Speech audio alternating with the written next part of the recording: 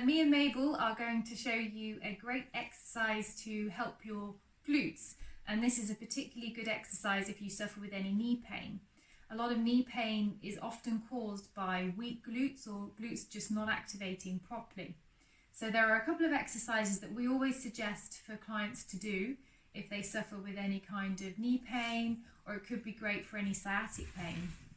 So the one we're going to go through now is called the glute pumping exercise. So all you're going to do is go onto all fours. Your hands will be directly underneath your shoulders and your knees directly underneath your hips. And very simply, just lift one leg off the ground and just pump. So you're squeezing into that left glute to raise the leg. Really concentrate on that glute doing the work. And we're going to do 3 sets of 10.